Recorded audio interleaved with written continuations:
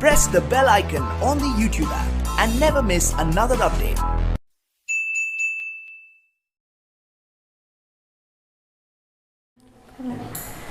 Hello viewer, welcome to Rajesh Sengupta classes. आज मैं रश्मि पिछले वीडियो में लॉ ऑफ डिमांड बताए थे। इस वीडियो में एक क्वेश्चन लॉ ऑफ डिमांड का ये रह गया था, why does demand curve slopes downward. इस वीडियो में यही आपको बताएंगे कि डिमांड कर्व जो होता है वो नीचे की तरफ क्यों झुका होता है, इसका निगेटिव स्लोपिंग क्यों होता है। इसका यहाँ 5 कारण लिख दिए हैं, बारी बारी से बताएंगे। पहला क्या होता है, law of diminishing marginal utility, income effect, substitution effect, size of consumer and different uses. तो सबसे पहला बता रहे हैं law of diminishing marginal utility. Law of diminishing marginal utility ये कहता है कि जैसे जैसे हम किसी वस्तु की उसका नेक्स्ट इकाई का उपयोग करते जाते हैं, अगले यूनिट का सक्सेसिव यूनिट का उपयोग करते जाते हैं, वैसे वैसे उससे प्राप्त होने वाली उपयोगिता कम होते जाती है। जैसे जब हम पहला यूनिट, अगर हम कहीं बाहर से आते हैं और प्यास लगी रहती है, जब हम पहला ग्लास पानी पीते हैं तो बहुत सेटिस्फेक्शन मिलता है। फिर हम दूसरा ग्लास अगर पानी पीते हैं तो उससे थोड़ा कम मिलता है। तीसरा चौथा ग्लास जब हम पीते जाएंगे तो क्या होगा, धीरे धीरे उससे जो हमको सेटिस्फेक्शन मिल रहा है, जो यूटिलिटी मिल रहा है, वो धीरे धीरे ख़त्म हो जाएगा। और वो फिर पानी अगर उससे ज़्यादा हम पिएंगे तो क्या हो जाएगा, उल्टी हो जाएगा। तब क्या होता है, उसका यूटिलिटी निगेटिव हो जाता है। तो ये यूटिलिटी चैप्टर में इसका डिटेल फिर बताएंगे कैसे कैसे जैसे जैसे हम लोग एक सक्सेसिव यूनिट किसी वस्तु का उपयोग करते जाते हैं, उससे प्राप्त होने वाला उपयोगिता मार्जिनल यूटिलिटी पहले घटते जाता है, फिर जीरो हो जाता है, उसके बाद वो निगेटिव हो जाता है। तो इस समय क्या होता है, जब वो घटते रहता है तो क्या हम उसके लिए ज़्यादा पैसा पे करेंगे? अगर उसका दाम भी ज़्यादा रहेगा, उपयोगिता भी उससे हमको कम मिलेगा, तो फिर हम उसके लिए ज़्यादा पैसा पे करने के लिए तैयार नहीं रहेंगे, या हम उसको खरीदना बंद कर देंगे, कम कर देंगे धीरे धीरे। वो इसलिए उसका अगर प्राइस कम कर दिया जाए, उसके प्राइस को कम किया जाए, तो ही हम उसकी वस्तु का मांग को बढ़ाएंगे, खरीदेंगे। क्योंकि उपयोगिता हमको कम मिलते रहता है तो हम ज़्यादा पैसा नहीं देना चाहेंगे उसके लिए। इसलिए इस केस में क्या होता है, law of diminishing marginal utility के समय क्या होता है, जैसे अगर उसका प्राइस कम होगा तो ही हम उसका नेक्स्ट यूनिट को परचेस करेंगे। ठीक है। दूसरा होता है इनकम इफेक्ट। इनकम इफेक्ट में क्या होता है कि जब वस्तु का किसी आदमी का इनकम बढ़ जाता है तो उस वस्तु का वो मांग क्या करता है, ज़्यादा करता है। जब वस्तु का प्राइस कम रहेगा तो आदमी के हाथ में परचेजिंग पावर ज़्यादा हो जाता है।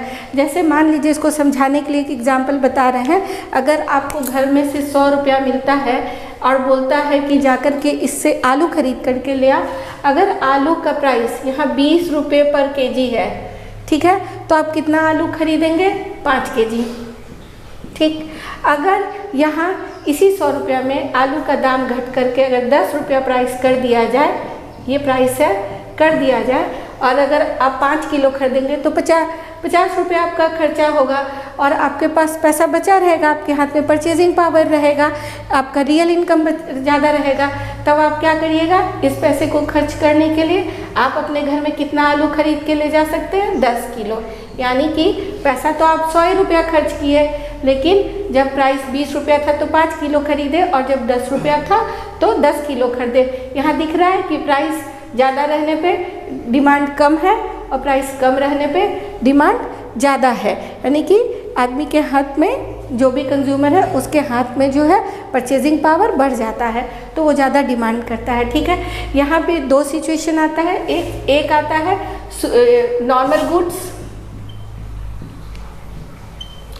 नॉर्मल गुड्स और एक आता है आपको inferior goods. Inferior goods, normal goods का इनकम इफेक्ट पॉजिटिव होता है। नॉर्मल गुड का इनकम इफेक्ट पॉजिटिव होता है, यानी कि पैसा हाथ में, इनकम ज़्यादा रहेगा तो इसका डिमांड ज़्यादा होगा, और इनकम कम रहेगा तो डिमांड कम होगा। लेकिन इन्फीरियर गुड्स के केस में क्या होता है, इसका इनकम इफेक्ट निगेटिव होता है,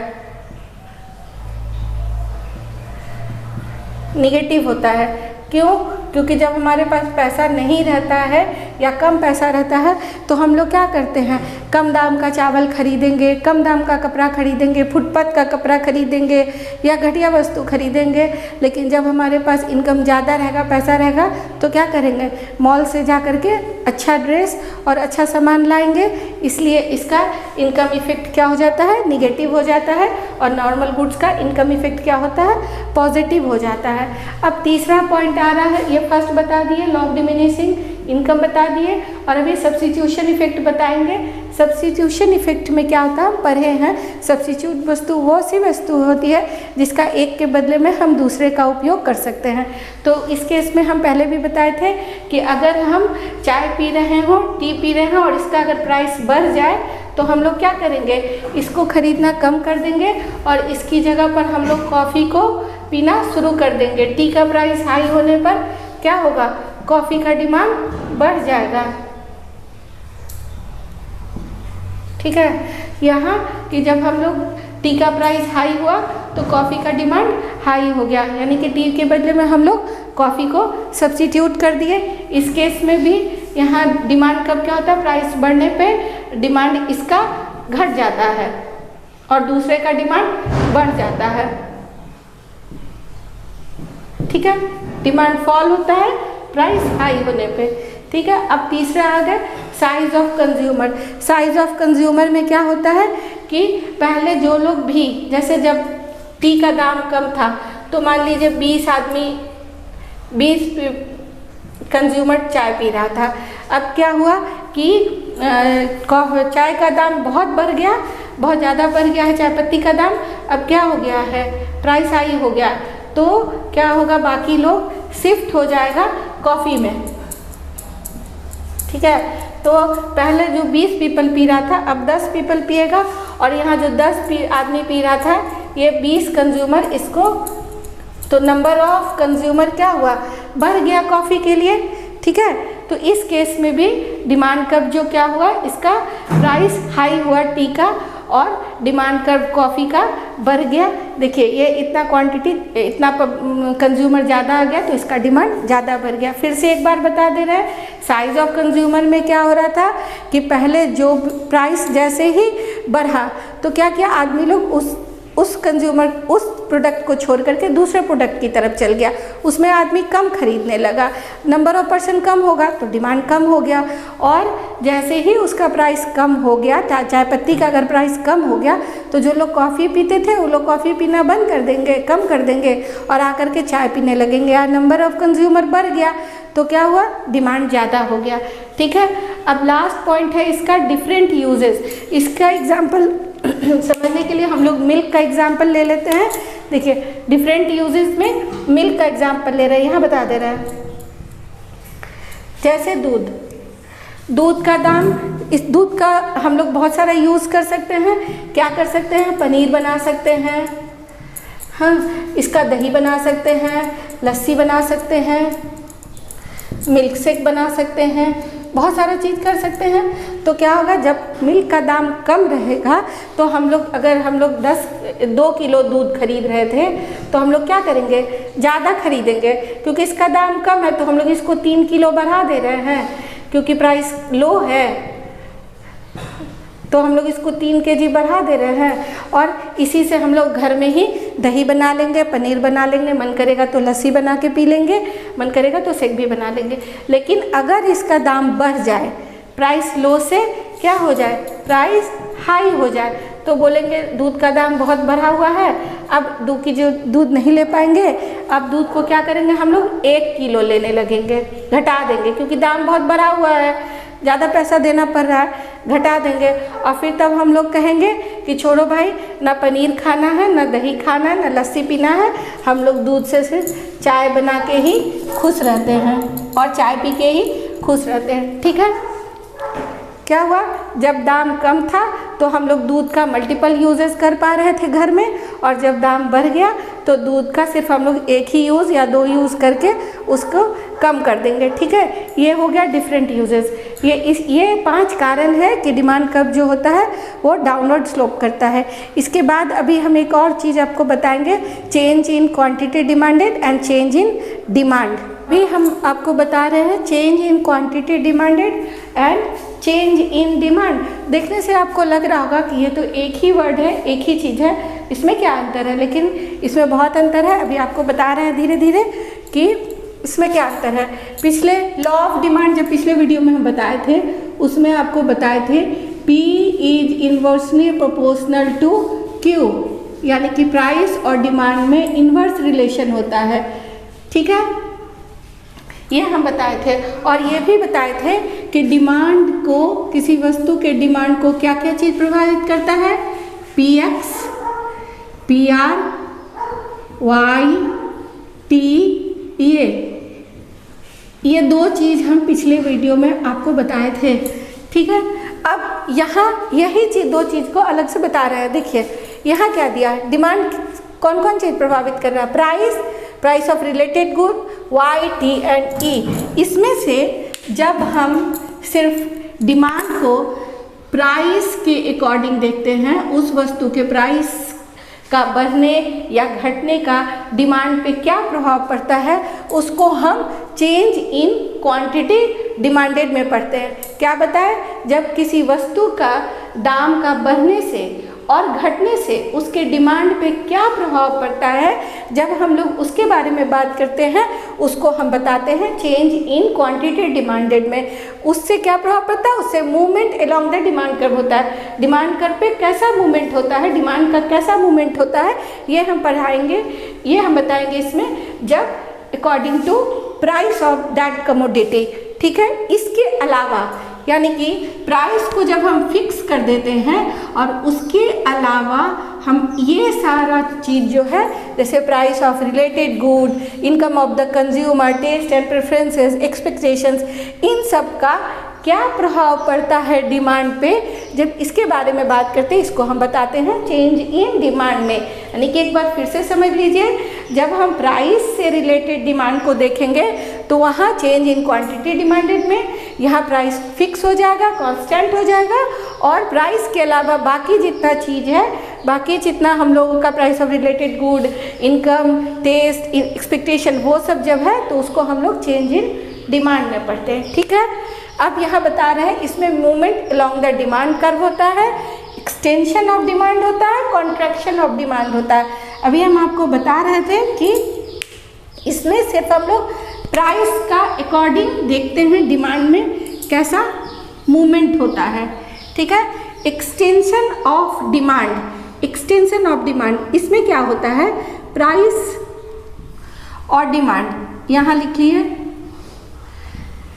इसमें क्या होता है, एक्सटेंशन ऑफ डिमांड। एक्सटेंशन जैसा कि वर्ड से ही आपको लग रहा है, डिमांड बढ़ जाता है, यानी कि पहले 10 था 20 हो जा रहा है। प्राइस क्या हो रहा है, पहले 20 रुपीज़ था 10 हो जा रहा है। मतलब जब 20 रुपया दाम था तो हम लोग 10 किलो सामान खरीद रहे थे या 10 पेन खरीद रहे थे, और अगर प्राइस घट के जब 10 रुपया हो गया तो हम लोग क्या करने लगे, 20 रुपये खरीदने लगे। यानी कि प्राइस जब घट रहा है, डिमांड क्या हो रहा है, बढ़ रहा है।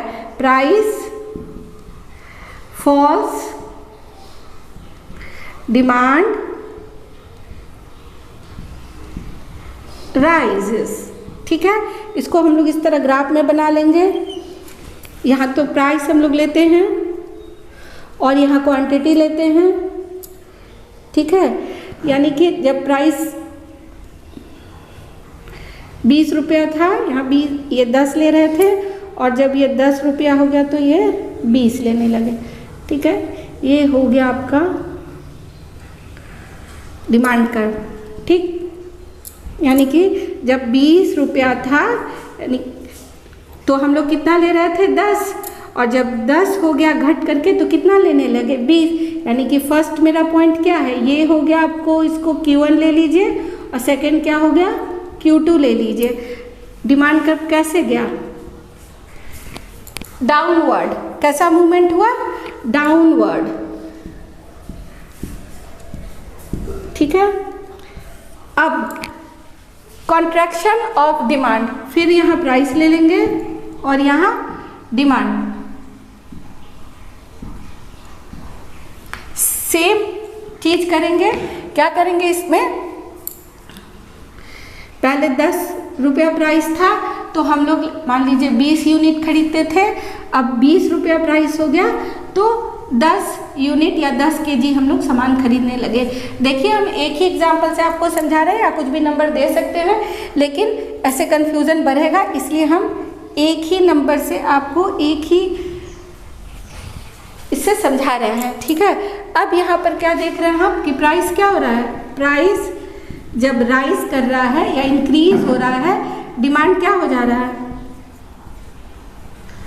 डिक्रीज हो जा रहा है या फॉल हो जा रहा है, ठीक है। अब इसका डायग्राम बना लेते हैं, ठीक। देखिए जब यहाँ प्राइस 10 था, इधर तो प्राइस है मालूम है, बार बार नहीं लिख रहे हैं, ये तो पता है। इधर जब इसका प्राइस P था तब क्वांटिटी कितना था 20, जब प्राइस 10 था क्वांटिटी कितना था 20, ये मेरा फर्स्ट पॉइंट है। चलिए, और सेकंड क्या है, जब प्राइस मेरा इंक्रीज हो गया 20 हो गया तो डिमांड डिक्रीज होके यहाँ आ गया, यानी कि इस केस में ये मेरा Q1 है और यहाँ Q2 है। अब कैसा जा रहा है डिमांड का, पहले Q1 था बाद में Q2 हुआ, अपवर्ड, ठीक है। यहाँ देखिए एक्सटेंशन ऑफ डिमांड में क्या हुआ है, प्राइस डिक्रीज होता है, डिमांड इंक्रीज होता है। जब प्राइस 20 था 10 किलो सामान खरीद रहे थे, Q1 हम लोग का पहला पॉइंट था, और बाद में जब प्राइस डिक्रीज होकर 10 हो गया तो क्या हो गया, प्राइस डिमांड इंक्रीज हो गया। और अब हम लोग का पॉइंट क्या आया, Q2, हम लोग का डिमांड कर्व कैसे जा रहा है, डाउनवर्ड स्लोपिंग है। देखिए यहाँ ध्यान दीजिएगा, ये डाउनवर्ड स्लोपिंग हो रहा है, ठीक है। और फिर इसके अपोजिट क्या बताया है, जब प्राइस क्या हो रहा है, राइज कर रहा है, 10 था तो हम लोग 20 किलो खरीद रहे थे, 20 रुपीज़ हो गया तो हम लोग 10 किलो खरीद रहे हैं, ठीक है। तो पहला पॉइंट यहाँ पर अब हम लोग का क्या आ रहा है Q1, और सेकंड क्या आ रहा है Q2। इसमें देखिए यहाँ Q1 था, यहाँ Q2 था, अब यहाँ Q1 है, ये Q2 है। पहले ये डाउनवर्ड जा रहा था, अब ये कैसा जा रहा है, अपवर्ड, ठीक है। ये हो गया क्लियर, समझ में आया। और अब देख शिफ्ट इन डिमांड कब बताएंगे, जिसमें क्या होता है, प्राइस स्थिर हो जाता है और डिमांड जो है वो बाकी चीज़ों में बढ़ने या घटने से, चेंजेस आने से बढ़ता या घटता है, या डिमांड में चेंजेस आता है, ठीक है। देखिए इसमें अब चेंजेस कैसे तरह का होता है, इंक्रीज इन डिमांड, यहाँ प्राइस ले लेते हैं, यहाँ क्वांटिटी ले लेते हैं या डिमांड ले लेते हैं, ठीक है। प्राइस इसमें बता दिए हैं कि प्राइस क्या रहता है, कांस्टेंट रहता है। डिमांड क्या होगा, घटेगा, पहले बढ़ेगा, 10 था फिर 20 हो गया, ठीक है, इंक्रीज है, ये बढ़ेगा, ठीक है। ये देखिए इसका प्राइस फिक्स, पहले 10 किलो खरीद रहे थे या 10 पेन खरीद रहे थे, अब कितना खरीद रहे हैं 20, ये हो गया आपका प्राइस, और ये है फिक्स। ये पहला पॉइंट था मेरा Q1, और ये हो गया अब दूसरा Q2, यानी कि फर्स्ट में क्या था, ये मेरा DD कर्व था, अब सेकंड में क्या हो गया, ये मेरा DD कर्व आ गया। ये D1 D1 कर दीजिए, इसको D2 D2 कर दीजिए। अब ये डिमांड कब था, ये किधर चल गया, ये शिफ्ट हो गया, किधर शिफ्ट हो गया, राइटवर्ड शिफ्टिंग हो गया। किधर शिफ्ट हो गया, इसमें शिफ्ट राइटवर्ड।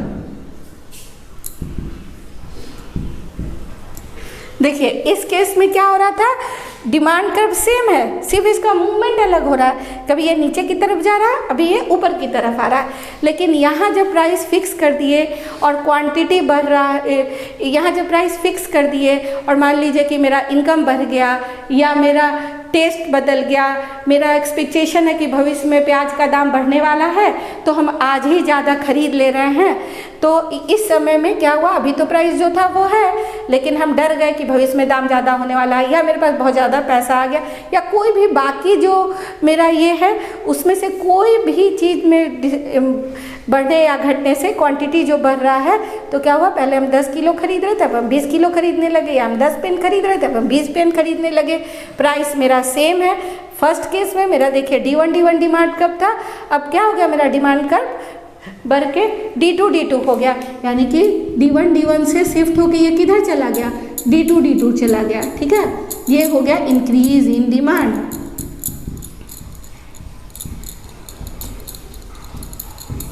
ठीक है, अब है डिक्रीज इन डिमांड। इसमें क्या होता है, इसमें फिर प्राइस फिक्स रहेगा, 10 रुपीज़ रख ले रहे हैं, और इसमें क्या होगा, क्वांटिटी घटेगा। मान लीजिए मेरा पैसा था, आज कम हो गया पैसा, मेरा इनकम घट गया, या कुछ भी मेरा भविष्य में एक्सपेक्टेशन है कि मेरा दाम और घटने वाला है, तो आज हम इसको कम खरीदेंगे। इस केस का डिमांड कर्व कैसे बनेगा, ये देखिए, यहाँ हो गया प्राइस 10 रुपीज़, इसको मान लिए हैं, ये प्राइस है मेरा। तो हम कितना खरीद रहे थे, पहले हम 20 किलो खरीद रहे थे। ठीक है, ये मेरा डिमांड कर्व क्या था, ये था। ठीक है, ये मेरा डिमांड कर्व था, ये मेरा पॉइंट था Q1 जहाँ प्राइस और डिमांड मिल रहा है, ये मेरा डिमांड कर्व था। अब क्या हुआ, ये तो फिक्स है, लेकिन हम अब डिमांड कितना कर रहे हैं, 10 का। प्राइस तो फिक्स है, लेकिन हम खरीद कम रहे हैं, क्योंकि मेरे पास पैसा कम हो गया, या हमको इन फ्यूचर एक्सपेक्टेशन है कि इसका दाम घटने वाला है, तो हम अभी कम खरीदेंगे और बाद में जा कर के ज़्यादा खरीद लेंगे। किसी भी केस में मतलब हम लोग डिमांड कम कर रहे हैं। ठीक है, तो पहले क्या था, D1, अब क्या हो गया, ये लेफ्टवर्ड शिफ्ट होकर के क्या आ गया, D2, ये किधर घिसक गया, ये लेफ्ट में घिसक गया, शिफ्ट।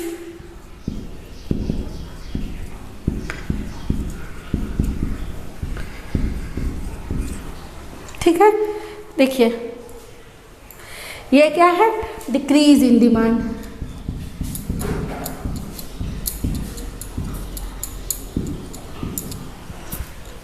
ठीक है, अब ये यहाँ ध्यान दीजिए कि क्वेश्चन देखने से आपको ये लग रहा होगा, या यहाँ लिखा देखने से, कि एक्सटेंशन और इंक्रीज दोनों तो एक ही चीज़ है, लेकिन दोनों में अंतर है। और ये क्वेश्चन भी आएगा आपको एग्जाम में कि difference between extension of demand and increase in demand. तो आप क्या लिखिएगा, एक्सटेंशन ऑफ डिमांड जब प्राइस में डिक्रीज होता है और डिमांड बढ़ जाता है, यानी कि decrease in price, increase in demand, ये हो गया एक्सटेंशन ऑफ डिमांड। और when price remaining same constant due to other factors demand increase होता है, तो इसको हम लोग क्या बोलते हैं, इंक्रीज इन डिमांड। ऐसे ही क्वेश्चन आएगा, कॉन्ट्रैक्शन ऑफ डिमांड में क्या फ़र्क है, कॉन्ट्रैक्शन ऑफ डिमांड और डिक्रीज इन डिमांड में क्या फ़र्क है, तो क्या लिखेंगे कि contraction of demand when price increases demand decreases, और डिक्रीज इन डिमांड में क्या लिखेंगे, when price remain constant due to other factors price decreases, due to other factor quantity demanded decreases. तो यहाँ इसका ये डायग्राम हो जाएगा।